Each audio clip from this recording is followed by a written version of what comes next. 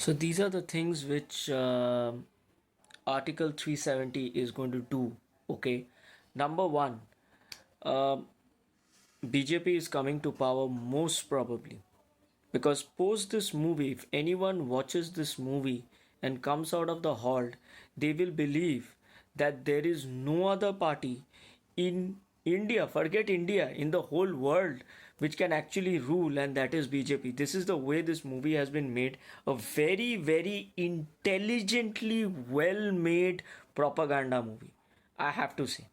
And secondly, it will also bring a certain degree of parity between actors and actresses when it comes to the pay scales, because when people realize that Yami Gautam gives such a huge hit, who is an actress who gives such a big hit at such a paltry budget, they will understand that women can also go ahead and make movies. I mean to say, can act in movies which is completely dominated by women. Think about this Article 370, the two primary roles which this movie has are women. One is Priyamani, the second is Yami Gautam. So, when people realize that a movie like this, which is made on such a decent, reasonable budget, can rake in so much money, while you go ahead and make movies like Pathan, Jawan, uh, Fighter, huge budgets, and you give a massive amount to the male stars, and it takes a lot of hard work, promotion, a lot of things to make these movies work. And then you see a movie like this comes, right, which just is made, I don't know exactly the budget, but at best what, 50, 60, 70 crores, not more than that. And it has already nearly recovered its cost in the first week, and I am absolutely sure that this is going to be a blockbuster, and this will be a bigger hit than Kashmir Files and Kerala Story, because I think it's a much better movie than both of them. Those were outright propaganda movies which you could actually make out, but this movie has been made with a lot of care and a lot of thought and a lot of research, and it is just out of the world. When people realize that, and when people realize that yes, you if you hire good actresses who can actually go ahead and market a movie based on themselves, then you realize that this massive amount of pay discrepancy which exists between male actors and female actresses, that's that's not at all correct. The right thing for the industries to do is to bring about a certain degree of pay parity, so that even the male actors and female actresses, they have a kind of a median point based on which the pay can be decided, because people will soon realize that yes, you don't need male actors to go ahead and make such huge blockbusters. I've told countless times in the industry, I'm not talking about Alia Bhatt and Deepika Padukone on their own. If they really get solitary solo roles, then again, Alia has actually helmed two nearly solo projects. One is Hello Zindagi and the other one is Gangu Bhai, which made a lot of money, correct? Even Sonam has acted in Nirja, which was possibly a women-dominated movie, which made a huge lot of money. Now, based on that aspect, if you look at Yami Gautam, she has made the last three movies of hers are all hits. The first two are OTTs, which have worked very well, and the third one is this movie. She is actually occupying a very sweet spot which none of the actresses can actually command, and that is these kinds of roles which, honestly speaking, you cannot give it to Deepika, you cannot give it to Alia, you cannot give it to anyone. But Yami actually fills that slot. She can play a kind of a romantic role or something like that also, but at the same time, she can play a role, a kind of a career defining role like this, which is amazing.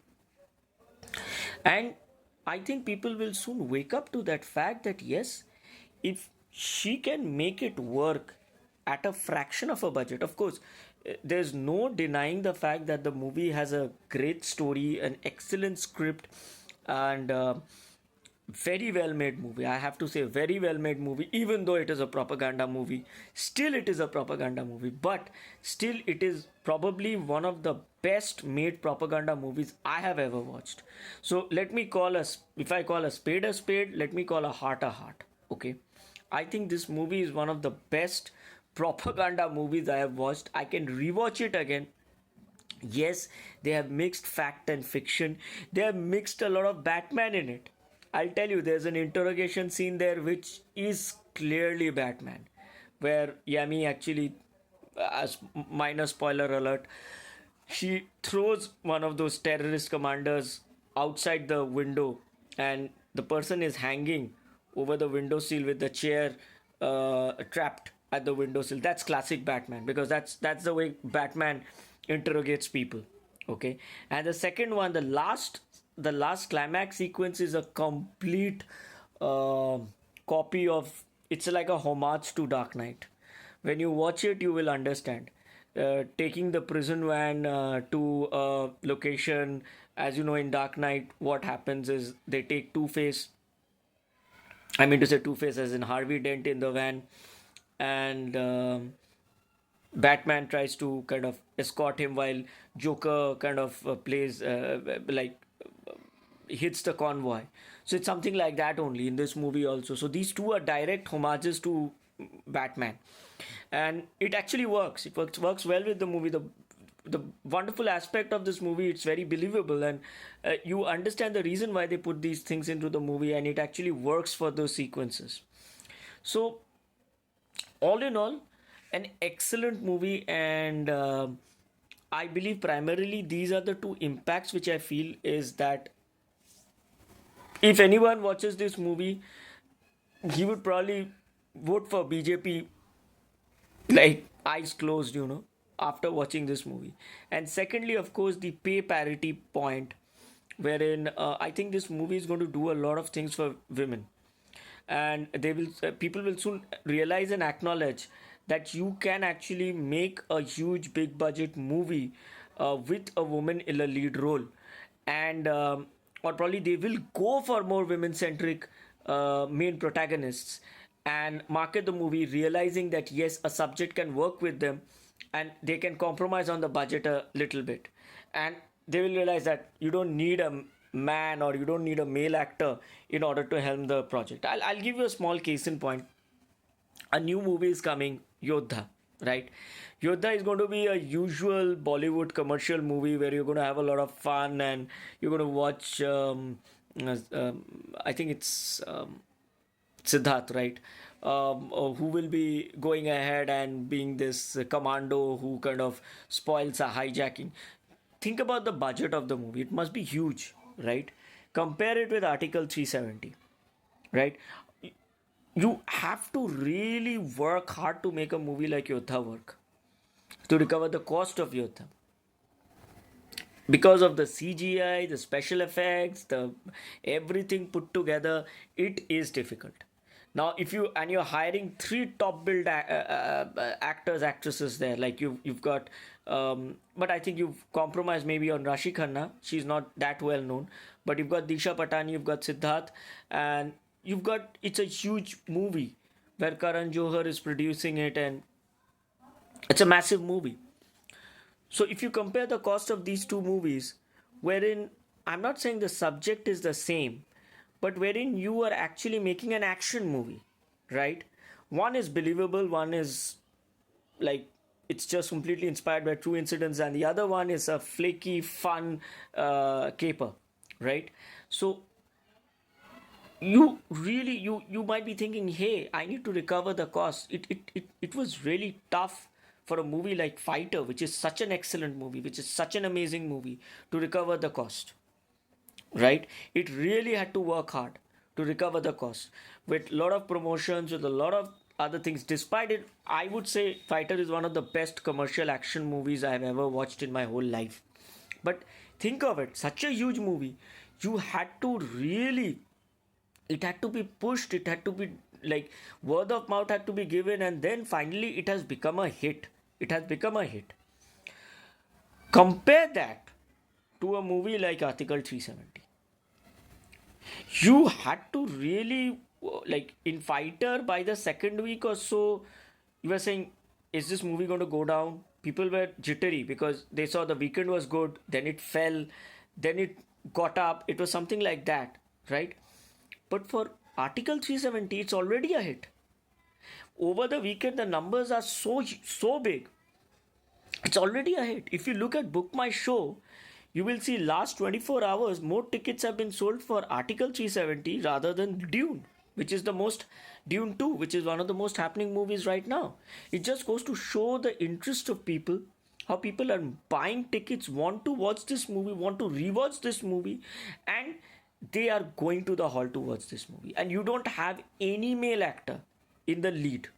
You've got two female actresses helming the movie, and they are taking it forward with absolute math, with just, it's like a blitzkrieg. You have no clue or idea how big a hit Article 370 is going to be. So these two are two major impacts which I feel are going to happen because of Article 370, and I think it's going to do a lot of good. I would just say take it with a load of salt, Article 370. Even though I love the movie, I just loved it. I simply loved it. But you should go ahead and try to understand the movie a little bit. The beauty of this movie is, again, let me be very frank with you, why I love this movie is that they explain the Constitution in very lucid terms. And that is one of the best parts of the movie. When when people are actually looking and concentrating on this aspect, when they want to educate people or they want to provoke the curiosity amongst the people, that please try and dig the facts, please try and find out exactly what happened. That is what a movie should do. It should generate the curiosity, and this is exactly what Article 370 does. I would say some people can watch it and they can just blindly follow whatever is said in that movie, right? That is one way to approach this movie. Okay, another way is it's so well made, it should generate curiosity within you, and you should go ahead and dig the facts on your own and try to find out exactly what happened. That is another way of viewing this movie, and I choosing the latter. I am studying the subject all the more.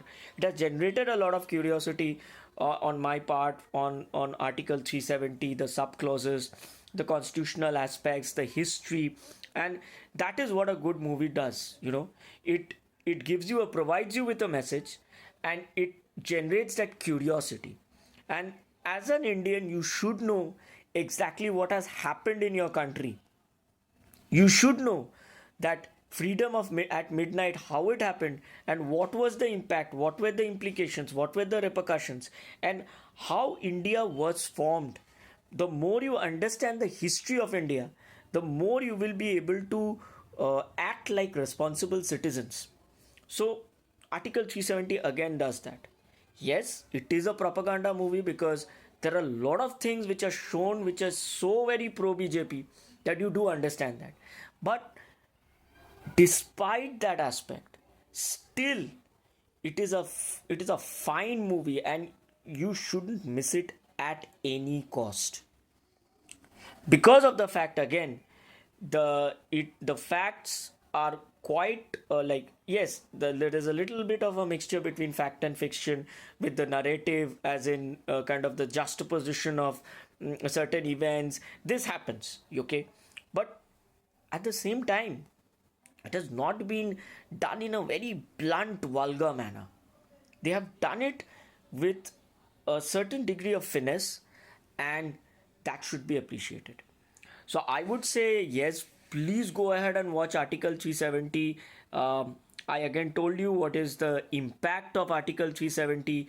I would believe that it's going to bring in a lot of pay parity between male actors and female actresses, because people will realize that female actresses can shoulder a big movie or even a small movie at a small budget on their own. I always felt that Rani Mukherjee is the queen of Bollywood because she gives big hits on very frugal budget movies. She's actually the queen. Nobody acknowledges that. Nobody understands that. joining Rani Mukherjee is Yami Gautam now. And I would say all power to women, and they should be like appreciated, and these kinds of meaty roles should be given to them. In Hollywood, this thing has gone, but in Bollywood, it still exists. Everybody thinks that yes, you should pay 5 times more to the male actors rather than the senior actresses. This kind of discrimination should stop, and I think Article 370 is going to go ahead and do just that. Yami Gautam is the next star. I would say she has given a brilliant performance. There are certain areas which I felt that she should actually work a little more on. I think when it comes to the dramatic scenes, I think she needs to work a little more on that. Okay, I think that is one area Yami Gautam needs to, because she's very good with the subdued acting, when you're acting normally and all that. But you give her a kind of a situation where she has to overreact, or she has to really just blow it. That is one area where she needs a certain degree of delicate handling, because I think when you're overacting, when you're overreacting, there's a chance of overacting. Okay, and that is where I felt that this is a small chink in her armor which she should fix. Otherwise, she's beautiful, she's stunning, and she plays her role with elan. And I just hope you like this segment, and please tell me how you felt about this segment, what you felt about my thoughts on Article 370. If you haven't watched it yet, this is the movie to watch. Watch Article 370 first, and then watch Dune 2 if you haven't watched Article 370 till now. Thank you. Bye. Please like, share, and subscribe to my channel. Great speaking to you, all of you. Bye.